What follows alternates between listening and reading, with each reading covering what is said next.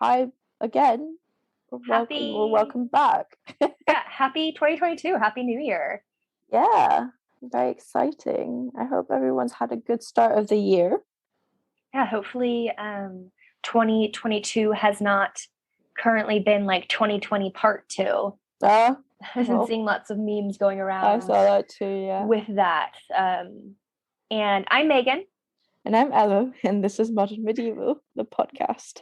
Yeah, so as if you're a regular quote-unquote listener, we have been kind of on a holiday hiatus since early/mid-December, though we did pre-record our little ghost story episode that was a bonus that released earlier this year. So this is technically not the first time we're entering your ears in the new year, but it's the first time we are recording and doing an official episode in the new year. Yeah, and what a way to start with a film. Yeah, we wanted something kind of easy because, you know, as everyone does, your brain just shuts off during the holidays. Yeah. So we were like, okay, let's do something that's like relatively easy. And so we decided we're going to do The Last Duel, the Ridley Scott film that stars Adam Driver, Matt Damon, and Jodie Comer, with a small role also by Ben Affleck, and then some other people that you've seen around in films. Yeah. So this film was supposed to come out in like 2020, but then because of the pandemic and everything, it was pushed and released in the UK in like October 2021. And I think in America as well. It's a relatively new film in regards to that. So still, you know, new, relevant, whatever. I don't know if it's still in theaters though, because it was a box office flop. So I'm not really sure about that. Yeah, I'm not convinced. Yeah. I've not seen it around like at all, but I don't actually go to the cinema much, so I don't know. Yeah. I haven't checked. I've just been caring about like Scream and then that movie Licorice Pizza and a few other things that are, you know, trickling around. So yeah, we're gonna kind of just do like our normal format. And before we kind of get into our initial thoughts of the film, just briefly the film The Last Duel. So it's about the last judicial duel, or battle to the death in France. It occurred on December 29th, 1386. So, you know, Middle Ages, woohoo. And technically, though, it is not the last duel that was ever held. It was just the last authorized judicial duel. The final duel to be publicly authorized took place on July 10th, 1547, at the castle of Saint-Germain-en-Laye. And it opposed Guy Chabot de Jarnac against Francois de Vivonne, following a request by Jarnac to King Henry II for permission to regain his honor. Jarnac won, and Vivonne was injured and then died. But so that's not this film, but that was just technically the last one. The film itself is based on a book by American author, medieval historian, etc., Eric Jager. It's Jager. I don't. Let's just go Eric Jager because he's American. And the book is called The Last Duel, a true story of trial by combat in medieval France. So yet again, we're in medieval France, just like The King. That was our last film that we discussed. And so this story, just briefly, so that you kind of have a little bit of an idea of the film we're talking about, in case you're like, because I didn't know what this movie was about going into it. Was very confused initially. I thought, Last Duel, this is going to be, I don't know, your typical fighting medieval film, which I mean it is, but it's also very different. We'll get into that. But this film and the book that it's inspired by tells the story of the 29th December 1386 trial by combat, aka duel, hence the Last Duel, in which the Norman knight Jean de Carouge, who is Matt Damon, duels Squire Jacques Legris, Adam Driver. Carouge had accused Legris of raping his wife Marguerite de Carouge, and her initial name was so it's Née de Thibouville, who, for political reasons, it's just important. Also, her Wikipedia page has like no info on her because she was a woman in the Middle Ages. So as much information about her as we can get, I think, is important. But this rape that occurred some months before, while he was out. Yeah, he was out. I think this is when he was in like Scotland or something. So Carouge goes to King Charles VI, who is played by the actor that is like the male lead in End of the Fucking World. Yeah, so Which was, like, fitting. Yeah, like yeah. during the battle when he's like, yes! I was like, this is because he's such a kind of awkward figure. Yeah, he's weird looking. Yeah, so it was, good casting choice there. So Carouge goes to the king and seeks an appeal of the decision handed down by Count Pierre d'Alençon, who was like, oh, I likely agree. I'll just pass this, whatever. It didn't happen. Like, I trust him. And Carouge is like, no, King Pierre, aka, so also Ben Affleck is Pierre, and his look is like platinum bleached colors, and I called him Baby Mugatu, like from Zoolander. So if I call him Mugatu casually, that's who that is. Mugatu likes Legree, so I need a fair trial. And anyway, so in the Middle Ages, the idea was if you had a duel, a trial by combat, God would choose the faithful as the winner. And so there were really high stakes that we'll get into in this. So this whole film is about, well, what happened? And it does what's called the Rashomon effect. So it's people telling the same series of events, but from their perspective. Yeah. And so it's really interesting. So there's 3 parts to the film. The first part is Carouge. The second part is Legree. And the third part is Marguerite. And then, it all culminates in the last duel. So that's not such a short, I'm sorry, beginning to that. But so Ello, thoughts, comments?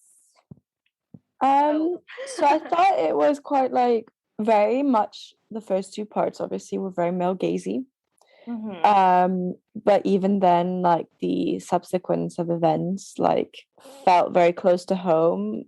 Things like men's sexual desires being the primary concern were very like evident to me, and especially when we get to Carouge's part, I thought that looked very non-consensual throughout. I thought that what was interesting is that obviously when you start the film, you have no idea that it's going to be 3 parts, right? So when it was, I can't remember what his name is, Matt Damon's part. Carouge. Oh, sorry, I meant the other one then. Legree. Adam Driver. I'm sorry, guys. I'm not very awake this morning. Yeah. So the second part with Legree, I was like, this is very non-consensual. This is very like male gazy. And in Carouge's part, I thought I was very confused because I didn't realize it would be like 3 different parts. Right. Yeah. And Carouge, just for the audience, is the first part. Yeah, exactly. So I thought that was just the story how it's told. So obviously you have this perspective of this person, and you see the events through their eyes. And so by the second part, you're like, oh, like this is kind of different. This is a different perspective. But I never felt much pity or empathy at all. And then we get to the third part, and obviously maybe being a woman or just genuinely like probably the most realistic and honest way of what the events were like. That was like a combination of being like, yes, this is a very old tale, but it's very, very relevant today too. And then I thought that the balance was like well stricken between the 3, and that like in the end you kind of, although like trying to have like an objective viewpoint between all 3 parties, kind of objective subjective, like in the end you kind of have a very good idea of what's happening. So I just thought the film was a bit long personally. It's like 2.5 hours or almost 3 hours. So, yeah. And I thought that some of the things didn't have to be emphasized the way that they were. Like I thought that there was a lot of focus on like the values and things, but then at the same time you could see the hypocrisy between the values and how these characters actually didn't believe in those values. It was more to do with self-serving purposes and stuff. So yeah, I thought it was fairly good. I thought some of the scenes were a bit long. I think the seeing of the rape twice was a bit much. But yeah, I enjoyed it. It was I was happy to watch it. But I thought that some things could have been amended as well. Cool. So I was excited to see this film, and I echo a lot of what Ello said. So I'll kind of try to bring out some of the things that were different or that haven't been vocalized. Yeah, I was excited to see this one because I love Adam Driver. I've always loved Adam Driver. The first thing I think I saw him in was Frances Ha, 2012 film Noah Baumbach. But and like in Girls, I've always loved him as an actor. So and he's great. Yeah. And then Matt Damon, I'm kind of hit and miss. I don't like him. Ben Affleck can fall in a hole for all I care about. And I like Jodie Comer though. I like Jodie Comer, and I have some interesting kind of thoughts on her performance. And then the director of this film is Ridley Scott. Like renowned director. Some of my all-time favorite films: Aliens, Gladiator. So especially knowing he did, and then he did like The Martian with Matt Damon years ago and everything. Like, I mean, Blade Runner, obviously, fantastic film. So I had high expectations going into this film, and because it's Ridley Scott, and because of the content, of battle and whatnot, I was like, oh, okay, well, he did Gladiator and knocked it out of the park. I think that every time I watch that film, it's, I think, fucking amazing and like hits hard. Unfortunately, I feel like in this, I didn't feel as like swept away and captivated. I got kind of bored, so I didn't pay as much attention even in the beginning. I think that like it just made them all look a bit despicable, personally. Which has value in it, right? Like Matt Damon's character is horrible, not scars on his face, which is very realistic for the Middle Ages, And then we will talk about the hairstyle because he is rocking a fucking wild mullet. Yeah. Which actually is quite historically accurate. And I already mentioned Ben Affleck, who the fuck knows what's going on there. I don't think that's accurate. I don't, whatever. Adam Driver's hair is luxurious, and I just want to run my fingers through it. And Adam Driver is gorgeous. Like, and then beautiful. You have these like very, like you said, kind of despicable men, these macho men, these whatever. And then you have Jodie Comer, who literally glows throughout the entire film, which I felt actually quite frustrated by because it didn't feel as like real, like if you have these men who are fingernails are all. But then all of them were that way, all the women. Well, what do you mean? Like all of the women in that film had very much this like sex appeal to them, and they were all like pristine and beautiful and all that. Yeah. Well, and I guess that's what I'm saying is I just feel like for me that was something that kind of I found distracting. I get like in the wedding or something, it looks gorgeous, but even in the rape scene, I mean, Jodie Comer's gorgeous, so that's also just going for her. But and it's nothing against like her performance. It's just kind of like. Yeah, it was a choice. Yeah, great, and stuff. So there was that. And then also the film's it falls into the dark medieval trope. The tones are very gray and blue. And that's also kind of a Ridley Scott thing. I mean, like Blade Runner, Gladiator has some scenes like that. But in this, it's just really aggressive. And gets, I find, very tiring. Like and then you're watching the same scenes over and over again, right? Because they're different perspectives. So, yeah, I mean, I think that the three narratives, I really appreciated that approach. And I just think they could have been shorter. I think especially Matt Damon's part could have been shorter. His was long. It was like an hour. Yeah, we didn't need all that. Yeah. I found Adam Driver's, relatively amusing in a very dark, morbid way because it was so much of men thinking that women are flirting with them and everything. And well, like you can kind of, I think it's so relevant because like this kind of behavior has dictated history forever. And it still dictates history. Yeah, exactly. And it's still part of your possible daily life, unfortunately. Yeah. I thought what was interesting though is that like the difference in perspective is that this woman was appealing not only for her looks but for her intelligence, which he tried to dominate. And so the whole scene was just bizarre. Like it was just, but I thought that the most interesting scene was between him and Ben Affleck, where he was like, oh, I obviously couldn't have possibly raped her. Like she resisted, but that's just what women do. I thought that was quite that was so poignant to today, like to today's way that unfortunately we still think. like no means yes. Yes, exactly. Or like, no, but she really wanted me anyway, like even if she didn't say so. So two things out of that. One, I think it's interesting that you said he dominated the conversation when he's talking to Marguerite at the, I don't know what it is, like festival or something, eating food. Yeah. Because I mean, he was dominating the conversation, but I felt like he was just trying to impress her because he knew she spoke many languages and read books. And I felt like he was more trying to not dominate, but like fluff his peacock feathers, if you will. Fair. Yeah. But that was just the way I read it. That scene, I actually felt like, oh, he's actually just like, we're equivalents, which I found really interesting. I think that even though he's the most problematic character, I mean, Carouge's character, Matt Damon's, is very, very problematic.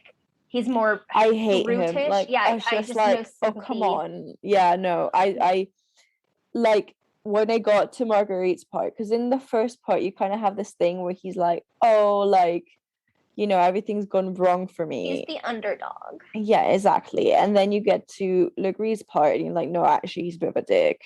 And then you get to Marguerite's part and you're like, yeah, absolutely, like I fucking hate you. You can go down a hole for all I care. Petulant whining baby. Yeah.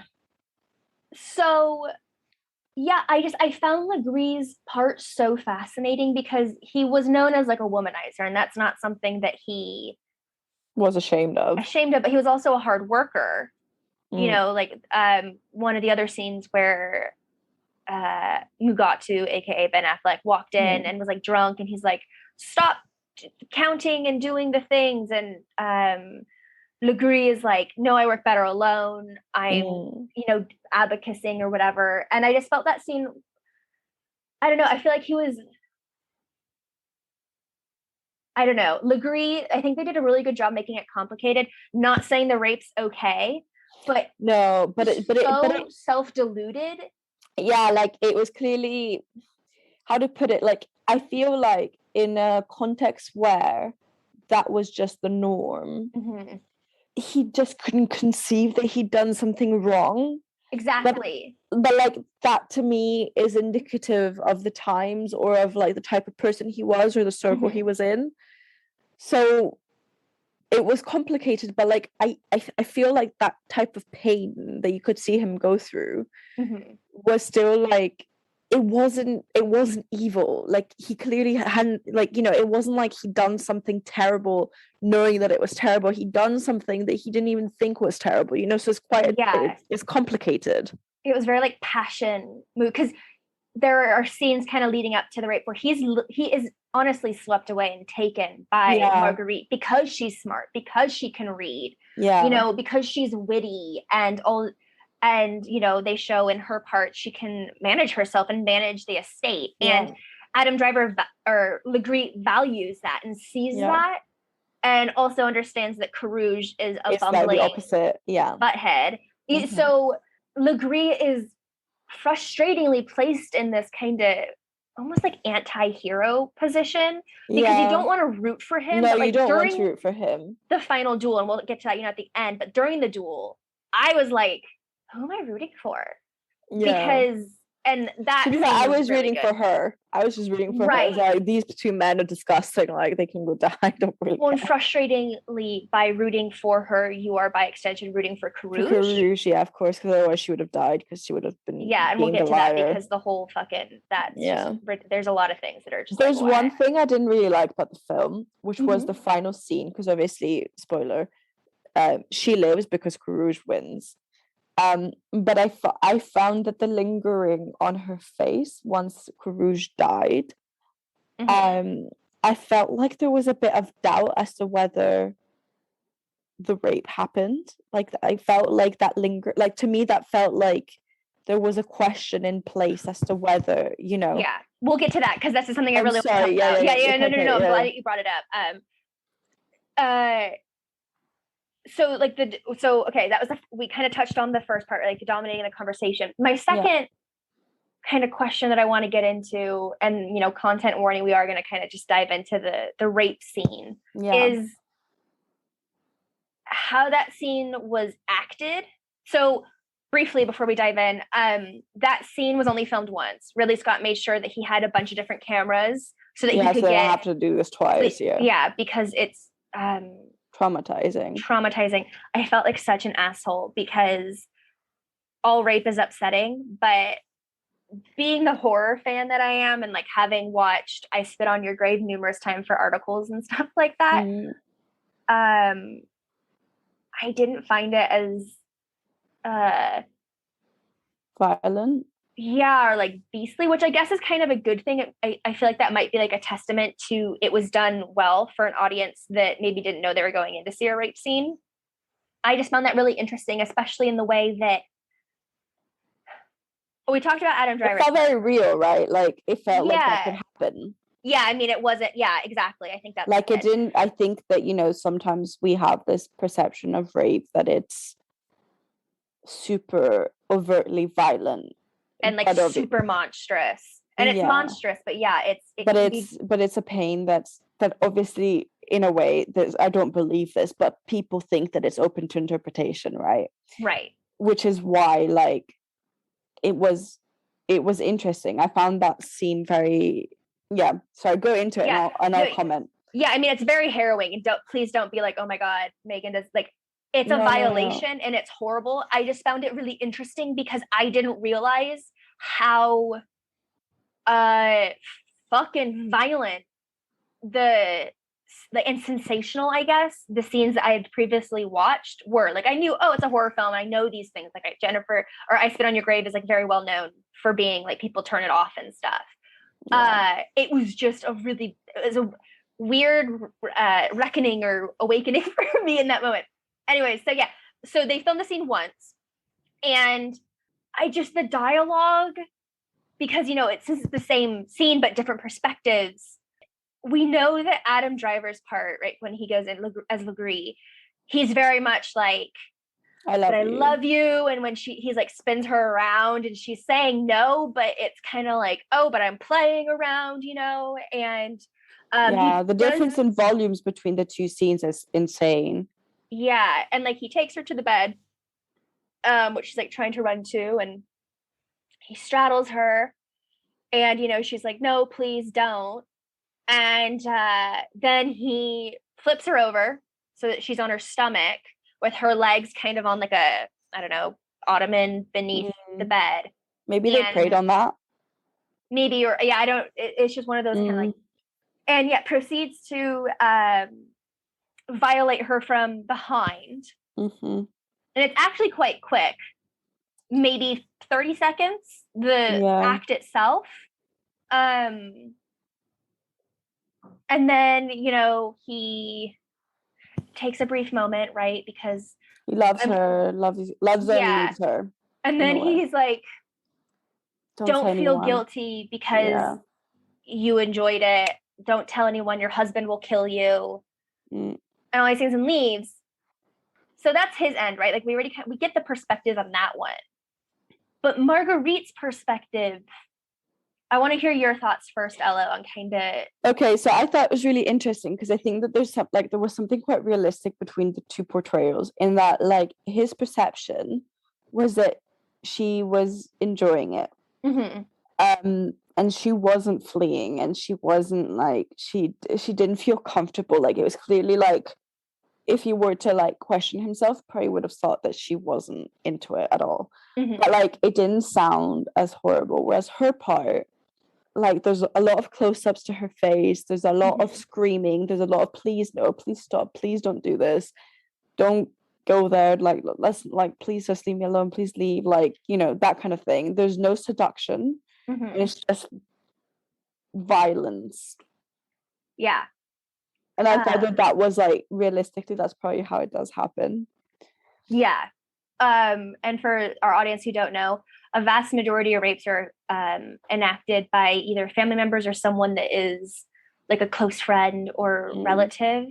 So yeah, again, it's not always like Leatherface coming at you, you know, or some random hoodlum, like, just because it does happen, but it doesn't happen that often. Right, or as like often. Like, there are different, if something is violent, that doesn't mean that eye blood vessels are popping and people are losing their voice from screaming and everything. Like, violence can also be very internal and like personal, but it's still a violation. The film Violation does a great example of this, where a woman is raped by her sister's husband, like in the morning. They wake up after drinking a lot in the morning and had fallen asleep by the fire, and she wakes up to him like coming at her, and she just kind of shuts down, and the whole, and then, it becomes a revenge film and she ends up killing him. Spoiler. Also, something that is kind of, it's not tricky because, of course, I believe murder. I believe the victim. Yeah. So the film really hits on this nail on the head really hard, and it is historically accurate. In the Middle Ages, there was a belief that a woman and man could not conceive unless they both achieve climax or orgasm at the same time. So there was this idea that a woman had to achieve pleasure. Mm-hmm. Does that mean that the men actually cared and no, went downtown? No. So not much has changed there in regards to today. But it was this idea that the mutual joy factor was what enabled the conception. Eggs to come together. So by the time of the rape occurs, Marguerite and Carouge had been married for about 6 years. And so he was also 50 when they got married. And she was, I think... People live that long? 20 years. Yeah. So a lot of the mortality rate in the Middle Ages and was everything... children, right? The reason why it's so low is because children died in the first year. Of course. Yeah. But so for 6 years, they've been trying to conceive and it wasn't working. And we definitely see some scenes from Carouge and then from Marguerite's perspective where, I mean... They have this horrible sex. It's so bad. He's just thrusting and grunting. It's not It funny. was a solitary act, but also I think the most cruel scene, in my opinion, is from when he comes back, from her perspective, and she tells him about the rape. Oh yeah, the scene. I have a note for this where they're in front of the fire, and he basically tries to strangle her and say "Oh, you lying bitch." Yeah, and then he forces her to have sex with him, and I was like, but before that, he says, and it's probably the best line delivery by Matt Damon in the film, but also the most infuriating. Because she's talking to him, and he screams, "Can this guy do no evil to me?" Yeah, I know. And I was like, I know. James and I were just like, what the hell? What? Of course, it has nothing to do with you. Her, because, and they talk about this, women, the fact that Legree raped Marguerite meant that he was doing a personal attack on Carouge, and that was how it was understood in the Middle Ages. Unfortunately, women were primarily property. Yeah. As we've talked in previous episodes and will in the future, this is not always the case, but it was dominant enough to where I was like, you are taking the largest violation of your wife, who you purport to love, body, and stripping that from her and placing it on yourself. You whiny, petulant piss baby. Yeah. So, and then he's like, I have to do a battle to the death. I have to duel. And she's like, is there not another way? It's nothing to do with you. I want you to support me, but let's do this in a way that doesn't result in death. And he just spirals out of control. And she, towards the end says, is it about what your image? And it's not about me. And I was like, yes, Marguerite, go. But also, I thought that also because he accepted to do this duel with the idea, because he was like, oh, but I'm doing this for you. And she was like, no, you're not. You're doing this for yourself. And also, you didn't tell me that by doing this, if you lost, then I would be killed.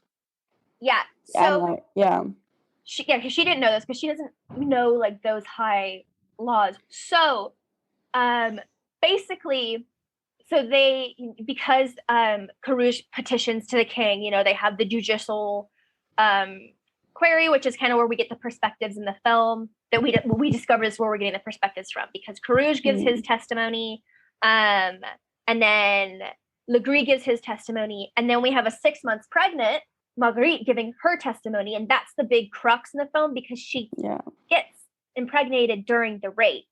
So we'll get back to that, but the whole pleasure factor, able for conception. That I think that in some places like that's still a belief. Yeah, I don't think it's completely disappeared. Yeah. So at the trial, it's not a trial, but let's call it a trial.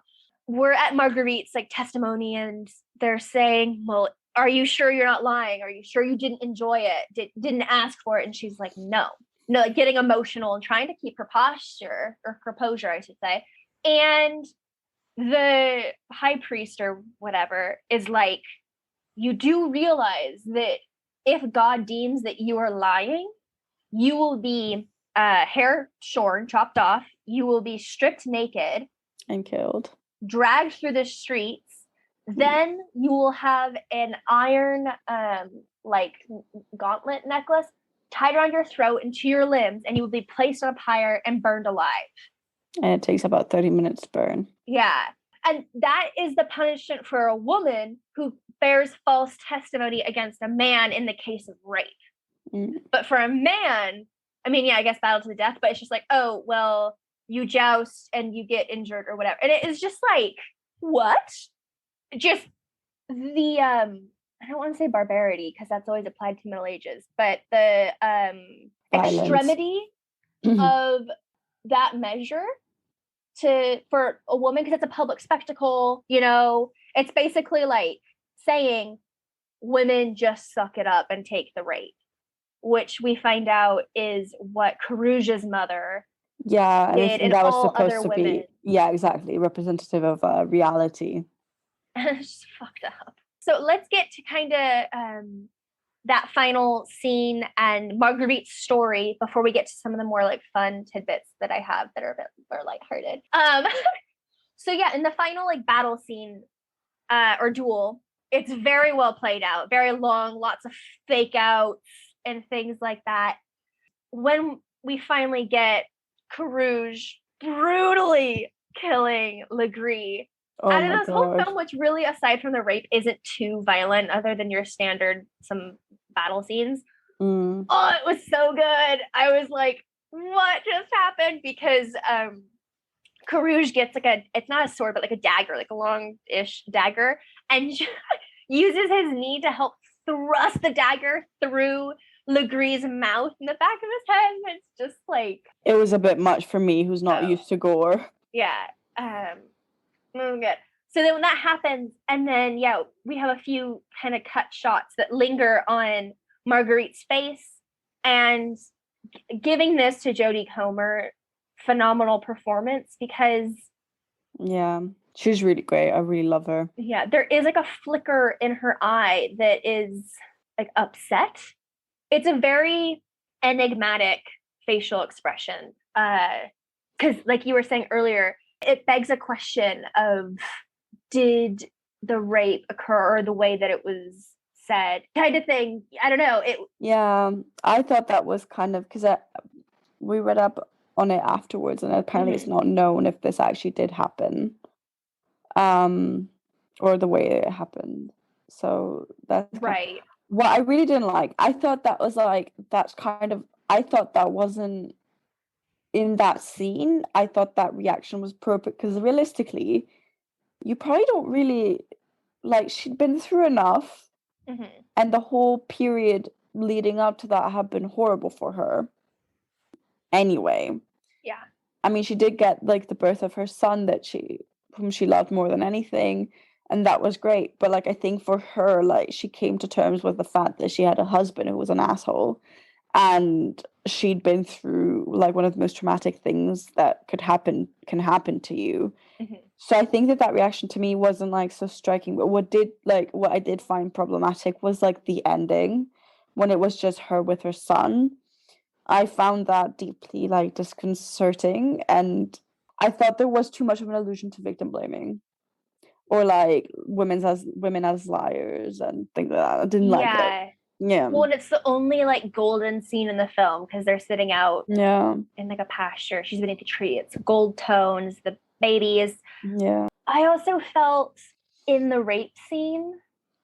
So the build up to her perspective, the rape scene is that sex with Karush sucks. Horrible. Didn't like it. He was an asshole to her. And yeah, she has to lie about the fact that she has pleasure, or what they call le petit mort, the small death, which is actually was not applied to orgasms until 1852. And the first time that phrase was ever really used was, I believe, 1572, and it was regard to fainting fit. So a bit of an anachronism there. And this is according to the Oxford English Dictionary, everybody. So in her rape scene, I feel that Jodie Comer played it in such a way where there's always the tiniest hint of doubt to if she isn't enjoying it a little bit. And I know that sounds like white men today, where it's like, oh, well, you're going to enjoy it anyways.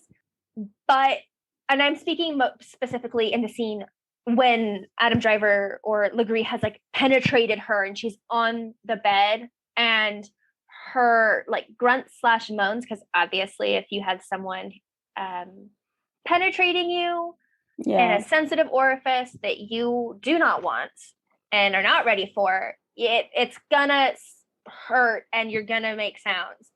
But her facial expressions and the way that she delivers the grunts, I don't know if you got that at all. There was like a tiny doubt there. And I found that, again, fascinating on Jodie Comer's part, right? Like that she can do that. Also really fucking frustrating that I was being put in that position. But the thing is, I mean, it is known that like you can still orgasm rape, and reach orgasm. Right. Like I think that complexity to me didn't sound off. What did sound off is like the ending to me. Like that was just like the whole scene I thought was very real. Like I haven't fortunately been through any of that. You know, I think that's very realistic. That's very likely to happen. And I thought that was complex and real. But I didn't like the ending because I thought that was too easy. Like, oh, come on, like she gets her son, her husband dies, this other asshole dies, like then she's all good. But I thought that was just, I thought that was a bit like, I thought that wasn't great, to be honest. Yeah, no, I falls into like the sneaky woman or tricky woman. And like I feel like we have this perception of the Middle Ages as one way.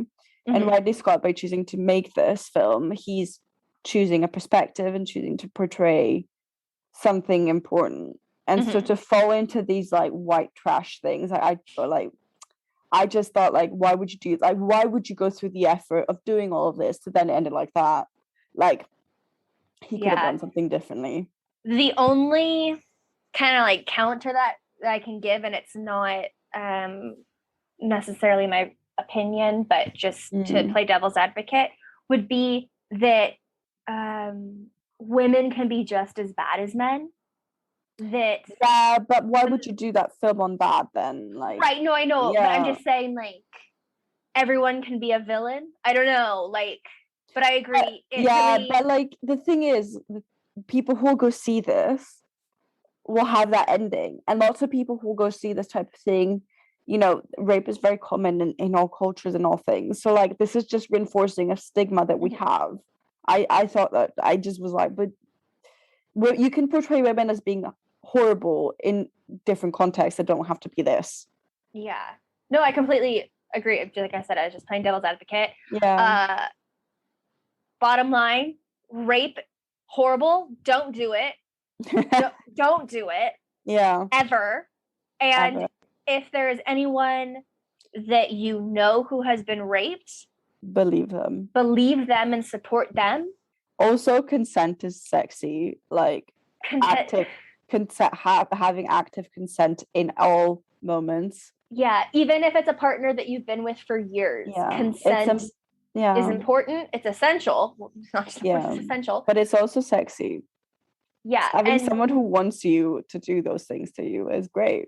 Yeah. That's how it should be. Exactly. And no always means no. It always means no. Yeah. It doesn't matter how it's delivered. No means no. Yeah. Or like even a flinch or anything that should be interpreted as no. Yes. Unless agreed upon and talked about and said no, it's okay. Yes. So yeah, final word. Consent is sexy. No means no. Don't rape. Yeah. So pivoting to lighter conversation. Before we get to the hairstyles more in depth, two things. Jodie Comer is left-handed. Did you notice that in the scene with the ledgers when she's talking to the farmers and collecting? I didn't, but I think that's because I'm left-handed, so I didn't notice it. Oh, yeah, that would have been very problematic. Yeah, very problematic.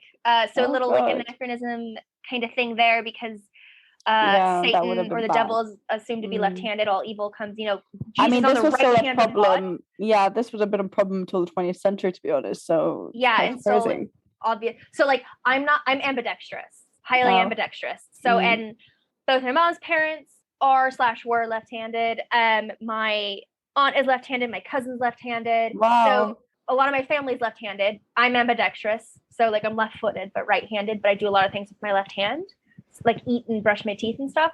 But I'm also it's one of these things. I've talked to like my therapist about it because I just notice it. So many actors are left-handed. It's bizarre. And I pick up on this. Angelina Jolie's left-handed. Like so many people are left-handed if you watch in films. So many. I'm very left-handed, but I've never I come from a family of all right-handed people. I'm very confused. Yeah, apparently. So yeah, that was just like a side thing. That I was like, what? It's really quick. It's like and I was just like, yeah, she's also just like putting a take on something. Yeah, I was just like, that's not no. And then my other thing. So in Marguerite's testimony, she goes to get a new gown and she gets Queen Isabeau's like low scooping boob revealing gown. And there's a scene where Marguerite's talking to her friend Marie, who ends up backstabbing her. And they joke about, because the dress is so low and so revealing of like the nipple area, that they're like, Queen Isabeau's nipples are pierced. And they're like, oh, what? No. And I instantly went, did nipple piercing exist in Europe in the Middle Ages? Yes, it did. So a little history of this. I am getting this information off of allthat'sinteresting.com. Piercing, a cultural history of holes. So nipple piercings, brief little history. So in ancient Rome, men pierced their nipples to symbolize virility and their camaraderie with other men. Only later did it become a woman's practice. Okay. In the mid-14th century, Queen Isabella of France introduced, quote, garments of the grand neckline, and quote, dresses with such low necklines, sometimes to the navel, that the nipples were often openly displayed. As such, nipple piercing became a form of jewelry to match the dress, right? So, and I have another website, thevintagenews.com, that kind of goes on of this and says, the shocking fashion statement, the low-cut dresses, complemented her choice of jewelry. Isabella had pierced her rouged, quote, little apples of paradise, end quote, euphemism for breasts, with diamonds connected by delicate chains of pearls and gold. And apparently, I tried to follow this up, but I didn't really have time. The Augustinian friar Jacques Legrand gave a lengthy sermon to the royal court denouncing their debauchery, aka nipple piercing, saving his sharpest words for Isabella and her love of provocative clothing. Isabella, it should be noted, wasn't the first female to trim her teats. According to The Naked Woman, a study of the female body by Desmond Morris, well-born Egyptian women covered their lady bits with luminous gold paint, and during Roman times, the adornment of choice was rouge, designed to rev up randy encounters. So apparently Isabella did, in fact, have pierced nipples. Then, following this up, I was like, okay, cool, interesting. Apparently, this kind of fashion would reemerge briefly in the late 19th century, so Victorian England, and they were known as bosom rings, and they were sold exclusively in Parisian jewelry shops, and were considered to be both stylish and risque, obviously. And then these trinkets not only dressed up breasts, but supposedly kept these women, generally aristocratic women, in a state of constant excitation as they rubbed against clothing, according to Stephen Kern in his Anatomy and Destiny, A Cultural History of the Human Body. That's so interesting. So, and then I have one more quote from like a Victorian times, like 1890s. So late. It says, like, according to one socialite of this time, she, quote, with regard to the experience of wearing these rings, I can only say that they are not in the least uncomfortable or painful. On the contrary, the slight rubbing and slipping of the rings causes in me an extremely titillating feeling. And all my colleagues I have spoken to on this subject have confirmed my opinion. End quote. And apparently in Victorian England, again, this is all that's interesting. Historical accuracy, I'm not sure. Doctors would recommend nipple piercings to enhance the size of the nipples and make breastfeeding easier. That's so interesting, because I feel like nipple piercings, at least in my life, have been something that I've only really realized people did in like the last since I've become an adult. And I always thought like it looked looks painful, but like for people who want to do them, fine, that's like their choices and everything. But like I thought that was kind of a weird like 21st century like liberation type of thing. So that's really interesting that it really isn't. Yeah, no, I felt this is why I went down the rabbit hole, because like I had a coworker at my first job at Pete's who had her nipples pierced. And, so I was like 19 and she, she had both of them pierced. And I just, ow, like even still, it's like, I mean, I wouldn't do it, but like, I'd be so scared they get like snagged on something and pull and rip. And like, that's just, no. So yeah, I too thought like, I mean, I never really, I guess, had considered, I kind of assumed that there was some sort of historical I hadn't. Precedent. I just thought it was...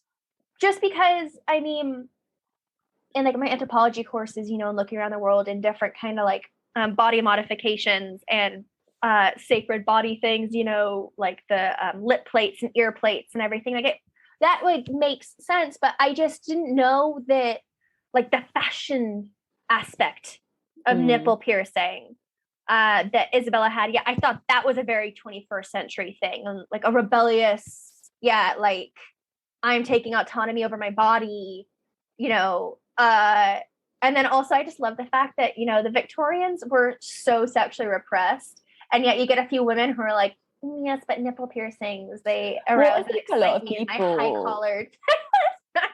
I think that's very true of today as well. Like these things just kind of, people would do them for personal reasons, like not to be put on display.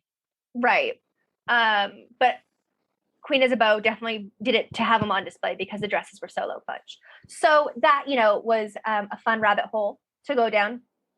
And then let's talk about the hair. And we aren't the only ones that are like the hair in this film, because I got a lot of my facts from Slate.com's Thieves and Harlots and the history of the hair. But I don't know, like medieval films, you either think you're going to have a tonsure, right? Like the monk bald spot with the hair everywhere, or long hair like Timothy Chalamet's in The King, right? Just whatever. Or for whatever reason, like short, shorn hair. Just practical. But yeah, in this film, we've got bleached blonde short hair and goatee, the Mugatu look on Ben Affleck. We have got long, lustrous locks on Adam Driver as Legris. And then we have one of the most intense mullets I've seen in recent history on Matt Damon's Carouge. Very short on the top. Sides are shaved, shorn, and then the back, goes into whatever. And apparently there is like historical precedent for this. So it's not just a wild Ridley Scott choice. So according to Slate.com, in an article by Sarah McDougall and David Perry, In the 12th century, the often cranky English monk, historian, and part-time fashion critic Orderic Vitalis issued 2 laments about the hairstyles of elite Norman noblemen. One set, he moaned, quote, parted their hair from the crown of the head to the forehead, grew long and luxurious locks like women, end quote. So this is our Legree. The others, Vitalis groaned, quote, shave the front part of their head, like thieves, and let their hair grow very long in the back, like harlots, end quote. So also just like thieves and like it's just, that's intense all around. I mean, Orderic Vitalis, I've heard that name before. It has, trickled around. But what did you have any like thoughts on the hair? Because I half the time saw Matt Damon as a talking mullet, also just because I didn't care for his character. So that was distracted. I thought it looked weird. Like, I just think that I was very impressed by the women's hairdos. Oh, so elaborate. Yeah. And I also thought the fact that their hair was that long, that was probably very unrealistic, to be honest. But I mean, that's just me. But like Adam Driver's hair, like he often has that hair that way. So I thought that was just like the actor wasn't willing to cut his hair that short. That's my theory. And Matt Damon, I just thought he was kind of ridiculous anyway. So I didn't really think much about the hair, but it did look kind of ridiculous anyway. So yeah, Marguerite's hair also is the most versatile. We have long, free-flowing hair. We have crazy beaded, bepearled, braided hair that's long into her. Apparently, that's like the braided hair is like how noble women wore their hair, because you could have someone do it for you in that elaborate way, which makes sense. And also, it's golden and blonde, so it's beautiful. Ideal medieval female beauty, and arguably even today. I mean, a lot of the women in romances had like long blonde hair. It's very much desired. And yeah, it just, I don't know, the hair was such an interesting thing to be like, so it's almost like a character itself in the film, but in a way that I found kind of sometimes distracting. I don't know. Yeah, as a whole, we just had to talk about the hair. And yeah, so again, Matt Damon's hair, the mullet. So the term mullet wasn't necessarily used in the Middle Ages. That is, I think, a more modern phrase. But in England, there was a style that came from Ireland called the Coolan. So in 1297, the British Parliament actually condemned, quote, the degenerate English of modern times who wear Irish clothes, have their heads half shaved, and grow their hair long at the back, calling this Coolan, making themselves like the Irish in clothing and appearance. And the word Coolan comes from the Old Irish word col, which means back of the head. And as historian Robert Bartlett explains, the adoption of this hairstyle among English settlers in Ireland, so yes, British colonialism, even in the 13th century, everyone, made it hard to tell the British settlers apart from the Irish population. And the Brits were like, this just won't do, like the people in power. But like Englishmen were being mistaken for Irishmen and killed as Irishmen, even though the killing of an Englishman and the killing of an Irishman required different punishments. There's like an interesting history side thing, like who, like hair being an identifying factor. Was there anything else that we haven't really talked about that stood out to you or you wanted to mention? No, I think I've mentioned all the things I wanted to mention for this one. Yeah, same. As a whole, what are your final thoughts on the film, rating wise, etc.? I would say a 7 out of 10, because I did enjoy watching it. Obviously not a perfect film, but I didn't finish the film and was like, oh god, I wish I hadn't watched that.